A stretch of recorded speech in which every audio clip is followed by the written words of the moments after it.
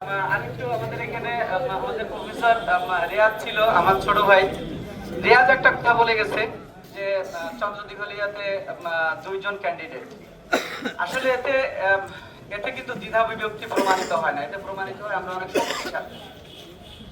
শক্তিশালী। আমরা দুইজন ক্যান্ডিডেট হতে পারি এবং আমরা এটাও বিশ্বাস করি যে আমাদের ভিতর থেকে ইনশাআল্লাহ আমরা যে কোনো একজন জয় ছিনিয়ে আনবো। তো আমি সবসময় বলে যাচ্ছি যে কথাটা, সেটা হচ্ছে যে আমার চাচা, আমি আরেকটু পিছনে যেতে চাই। আমার একটা কথা এখানে আসছে, আমি এই কথাটা ক্লিয়ার না করলে হবে না, যে আমার ফুফাতো ভাই সবেদ আলী ভুইয়া বলছে টাকার কথা। আমার চাচা গেছিল আমার কাছে দোয়া চাইতে, এর বাইরে আর কোনো কথা হয় না টাকা পয়সা নিয়ে। আমি এটা মিথ্যে কথা এবং গুজব, আমি এই কথাটা আপনাদের কাছে পরিষ্কার করতে চাই। আমি আপনারা অনেকেই বলতেছেন যে এখনই বসে সমাধান হয়ে যাবে। আসলে ব্যাপারটা কিন্তু সেরকম কিছু না। তার কারণ হিসেবে আমি একটা উদাহরণ দিই আপনাদের। গতবার ইউনিয়ন পরিষদে যখন আমি আমরা যখন নির্বাচন করতে, আপনারা জানেন আমার ভাই মুকুল ভাই নির্বাচন করতে আসছিল। আমি বিশিষ্ট একজনকে অনুরোধ করেছিলাম যে আপনি নির্বাচন করেন না, আপনারা আমাদের একটু সমর্থন করেন, তাহলে মনে হয় আমাদের অবস্থানটা ভালো হবে।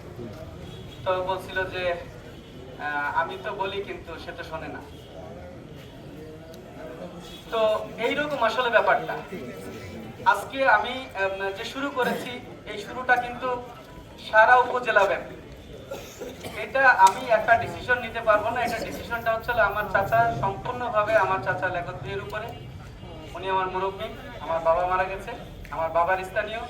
আপনারা সবাই জানেন আমার চাচা সিরাজ ভাই মারা গেছে।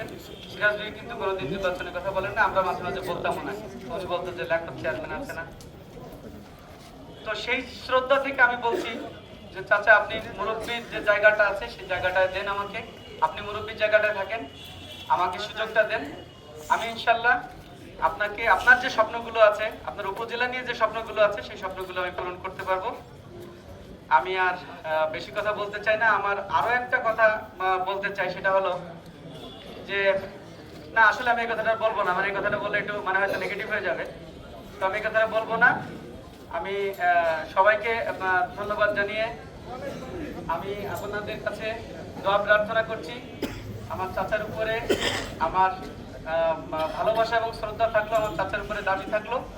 আমি দাবি করে, আমার গ্রামবাসীর প্রতি দাবি করে আমি আমার বক্তব্য শেষ করছি। সবাইকে আসসালামু আলাইকুম, সবাই সুস্বাস্থ্য কামনা করছি।